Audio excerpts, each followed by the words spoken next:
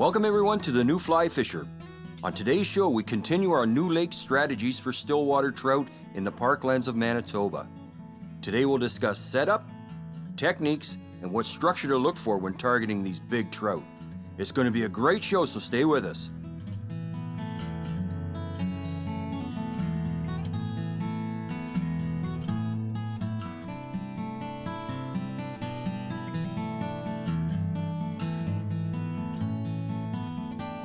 Let him go back to live another day. Oh, baby. Look at that fish.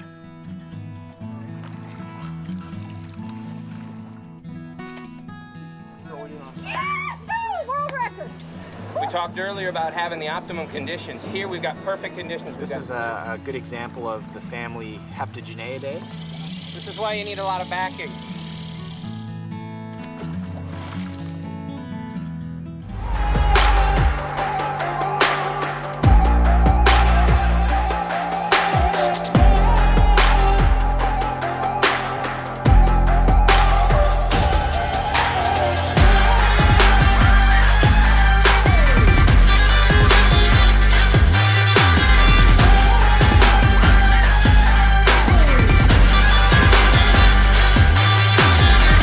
Manitoba, Canada's heart beat.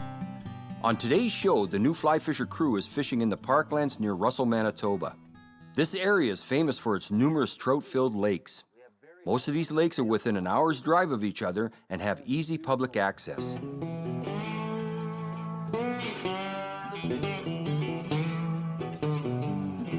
Here on Twin Lakes, we have a really unique structure here.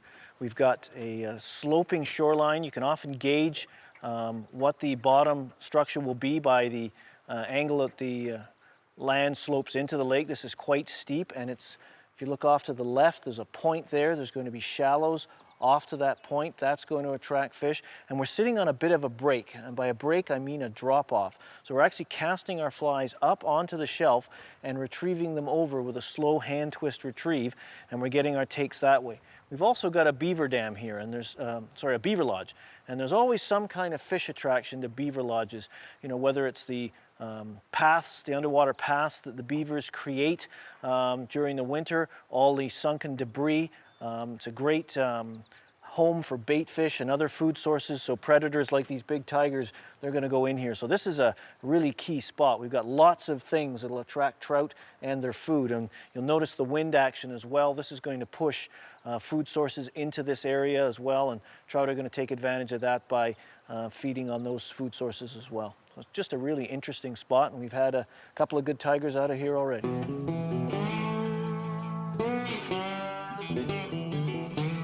There are 3 setups we're using today. The first setup is an intermediate sinking line with a 9-foot leader and a 2-fly setup. This is counted down to sink near the bottom. The second is a naked setup with a floating line and a long leader with a 2-fly setup. The leader should be 25% longer than the water is deep. Thus, if the water is 10 feet deep, your leader should be 12.5 feet long. This setup allows you to fish water with a floating line to a depth of 20 feet. The third setup is a floating line using a quick release indicator with a 2-fly setup. This allows you to target specific parts of the water column when searching for these active trout.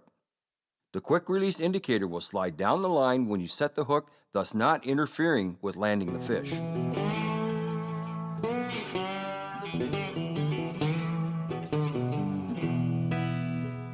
Quick release indicator is simple to use. I slid the indicator in the assembled position onto the leader. I have the black peg at the fly end of the leader. This tends to foul less when casting. I simply now disengage the black peg, pinch the back of the indicator so the monofilament can't move, push on it. This causes the leader to loop like so. And this peg pinches this loop between the indicator and itself. Now, when the indicator is floating in the water and a fish grabs the fly and pulls it under, I lift, the indicator disengages, and we're free sliding, and we can fight the fish and hook fish in any depth of water because the indicator is not going to get in the way of landing the fish. It's a great thing to use, and every kit bag should have one.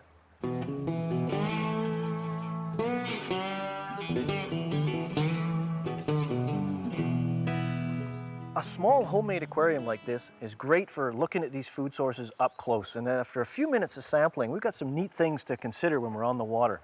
Obviously, the first thing you probably see is these big brook stickleback, native to the prairie area, Patterson Lake in the western Manitoba, where we're fishing right now in the Parkland region. Big fish food item. And we'll see trout herding these up against the weeds and slashing through schools of them. What we have here is a big ball of horsehair worms. Looks like old monofilament all tangled up, but if you look closely, they're just slowly wavering.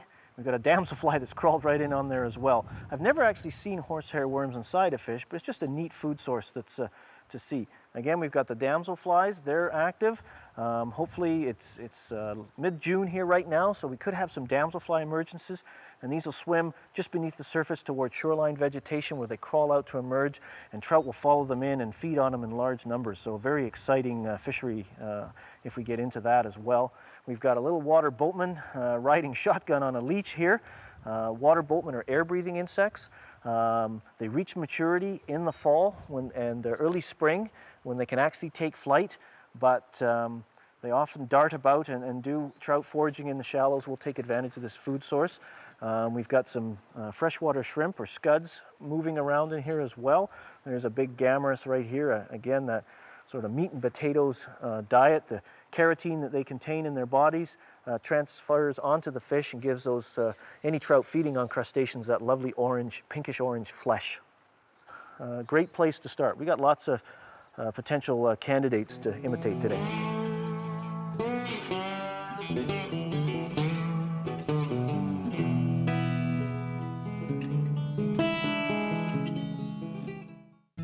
Do you love fly fishing? Are you wanting to learn how to fly fish? Then subscribe to the New Fly Fisher online magazine. It's free. Each issue is filled with great stories, information on techniques, tackle, and fly patterns. You can view this magazine on your personal computer, smart tablet, or other device. Each issue contains great stories, photography, and instructional video. To subscribe, go to www.thenewflyfisher.com. We were seeing fish busting up minnows in the shallows, and closer inspection, there's just so many minnows in there that I decided, I'm going to give them something they always eat. So I picked up the floating line again, the long leader. I've got 2 chironomids on here, 2 ice creams, cone-style chironomids with a white bead. These white beads really stand out well in these algae-stained waters. Other yarn-type gill materials that we use can sometimes get fouled. And again, it felt like the line was just tightening. And I think I might have a brown on here because this is bulldogging down, which is very, yeah, you took the bottom and it's a nice brown, I think. Yes, it is. Beautiful looking brown, a trout, I believe. Or maybe it's hard to tell the way this light is right now. We'll get them in closer and see. But there's that chironomid right in the jaw. Yeah, it's a brown trout. Beautiful little brown. There's a beautiful brown right there. A beautiful Manitoba brown. Really unique here in the Parkland region because they have great populations of large browns, rainbows, tiger trout, which are a brook brown trout hybrid. Some really interesting opportunities here, and they grow to big proportions. These are very productive lakes with lots of food sources for these trout to feed and grow upon. We'll let them go. That's a beautiful 20-inch brown trout right there.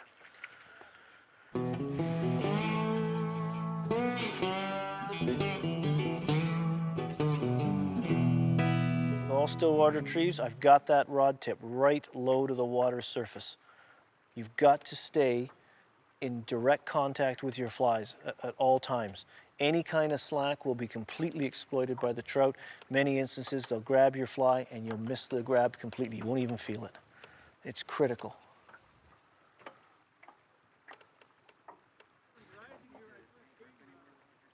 There are 2 basic retrieves that are used for this technique. The first is a strip retrieve. The speed can be varied to give the fly differing actions. This is particularly effective when fishing leech patterns. The second is the slow weave retrieve that is used when fishing patterns such as scuds or chironomids. This retrieve is meant to be done dead slow. The imitated insects are not fast moving, so your retrieve must accurately reflect how they move. Though your retrieve is slow, The strikes are often arm-jarring. Okay, well, we got another fish on the chironomid here, and this is taking line. This feels like a better fish, so I want to stay tight to the fish. When the fish is running, he gets the high rod position.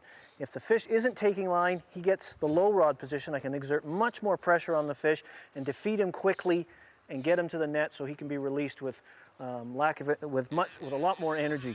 We don't want to play the fish out. The lactic acid buildup is too much and the fish often doesn't recover. So I also want to try and get all of this fly line up if I can. And this fish is giving a good account of itself here. So I've got my pinky looped here to help guide the line onto the reel with tension whenever I can. But again, I'm focusing on the fish. If there's an opportunity to gather line, perhaps while the fish is running, I will. But again, I strip in because he's coming towards me. And this is what often happens is you get focused on bringing the fish in, or getting that line on the reel rather, and you forget about the fish, and it exploits any slack you give him.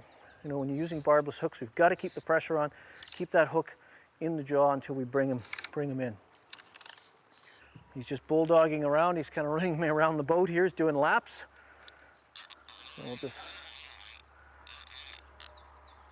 bring him up, and again, I'm going to give him side pressure whenever I can, keep him off balance. Again, you can see the beautiful, this is a moderate action rod that really absorbs the runs of the fish, and its soft, forgiving tip allows me a degree of generosity on the hook set so I don't accidentally snap fly off on the take, especially when you're chironomid fishing because it's such a soft take. Oh, this is a rainbow. This is a rainbow. A little different. So we've got both kinds of fish here today in West Goose. A couple of browns and now a rainbow. Whoa! And we'll get him in, and you can see, I'll show you on camera here, that perfect chironomid hook set. That fly right in the top of the jaw. And that's a beautiful fish. So again, we're going to take this fly out, and we'll do a throat sample on, see if these rainbows are eating, if they're eating anything different. And typically when you're pumping a fish, you don't want to pump every one. Often you'll pump the first one of the day, see what hopefully the predominant food item is. Again, this tool can tell you the depth that they're feeding on by understanding the food sources you see, what they're feeding on obviously, and whether they're actively feeding if the samples are alive. So I'm just going to invert the fish, lubricate the pump, quickly get that down the fish's throat, back in the net, and he's still very, very active. So he shouldn't take long to revive. And there's a really pretty looking rainbow. Off he goes. As you can see, we've got some kind of organisms in the tube, and I can see them wiggling around. I suspect them to be chironomids. So I'm just going to take my dish, put some water in it, and oh, look at that. Oh, this fish has been actively feeding. We have chironomids. We've got 3 wrigglers. You can see, I don't know if we can zoom in on that, the silvery color of this pupa up here. That's a result of the trapped air and gases chironomids use to elevate. It can be a real turn on for the trout. And we've also got 4 or 5 large chironomid larvae or bloodworm in this fish. So this fish, by the analysis, you can see it's feeding on chironomid pupa. They're alive, they're actively feeding. Chironomid larvae are creatures of the depths, so we want to place our flies on or near the bottom, and that's what we've been doing with the setup we've got here today. Interesting stomach sample, so it looks like we're on the right page.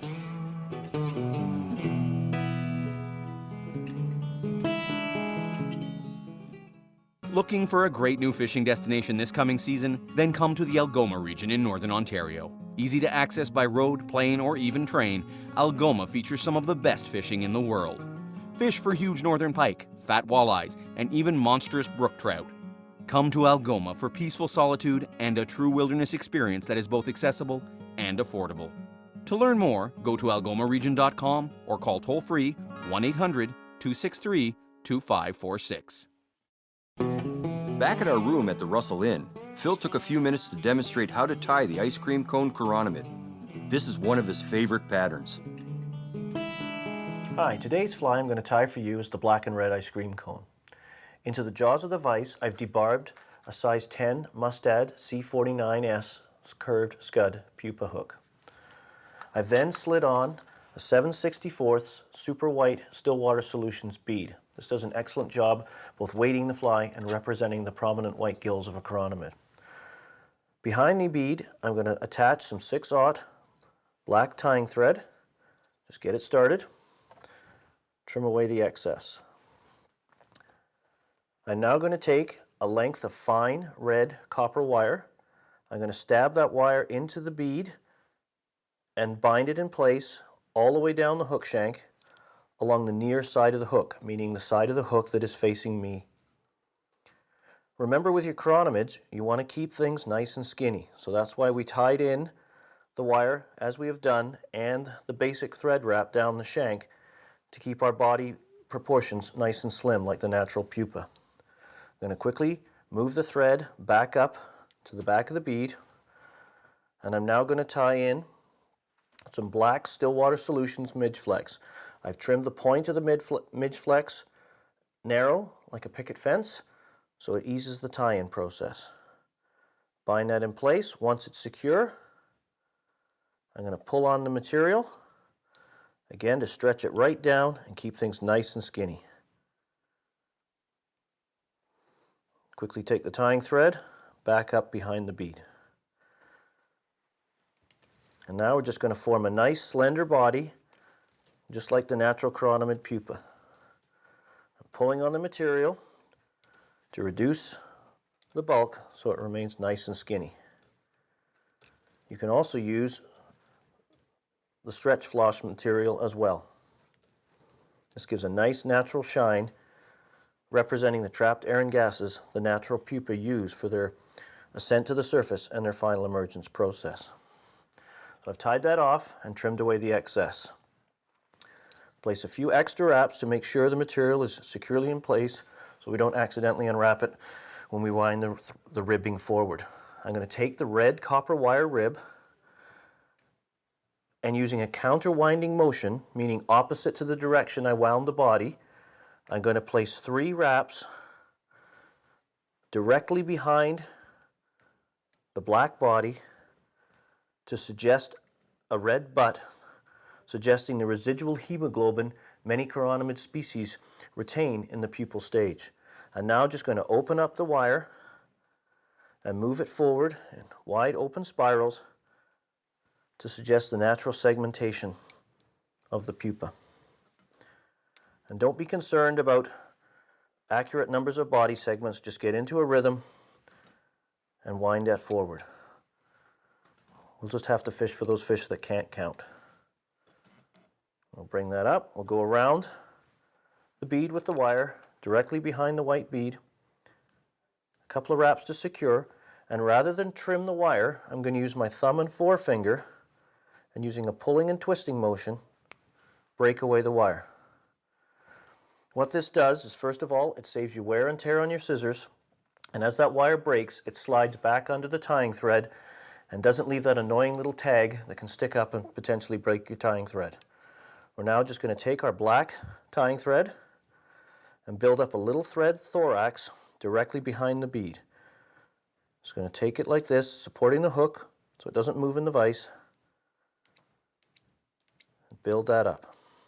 Just a nice little taper. You can also spin your bobbin counterclockwise to take out of the twist, and this helps lay nice flat wraps. Once the thorax is complete, and you can see it's just a slight taper, it doesn't have to be exaggerated. Just going to take our whip finisher and build up a whip finish directly behind the bead. Pull that away, tighten, trim away the tying thread.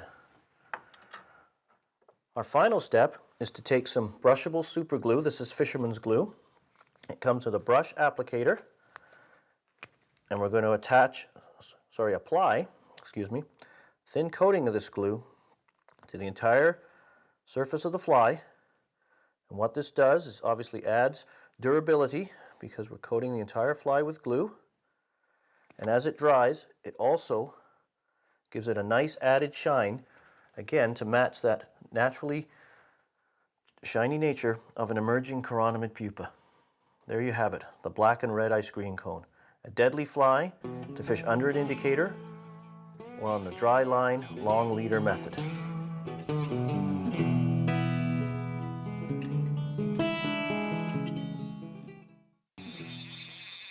Again, we're just swinging these chironomid patterns right off this point and out off the slope into deeper water. And we're using this naked technique so we can allow our flies to swing down the slope of the intersection. Whoa, this is a feisty fish. He doesn't like chironomids in his mouth, I guess. So we're using that side pressure to feed him quickly if we can. And he's trying to take me into the beach and wrap me around nasty things.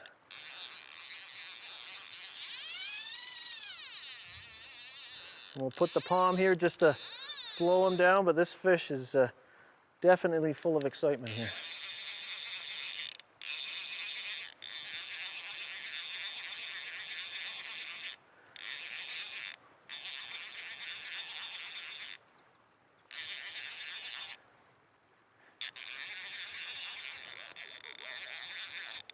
Here he comes again. Fish on. Oh, we have a double header. Double header. Whoop.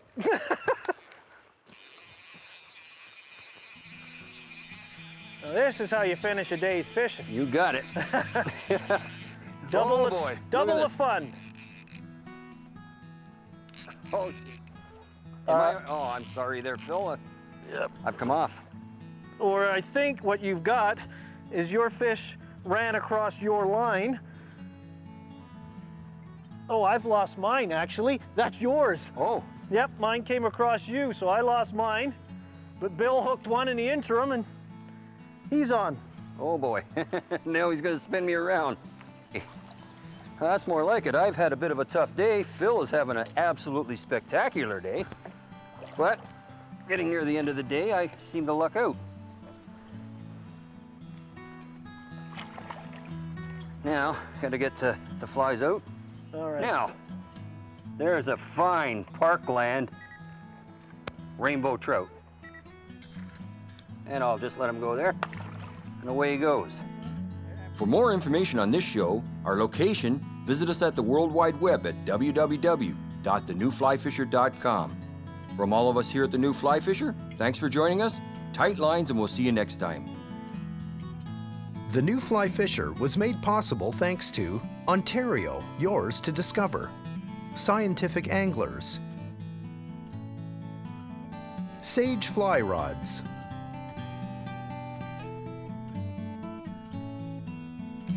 And as you can see, we have very healthy fish. Hold on to his tail. Don't squeeze him. This brown gave me a real good fight. It looks like he's ready to go. Release it? Okay. There he goes.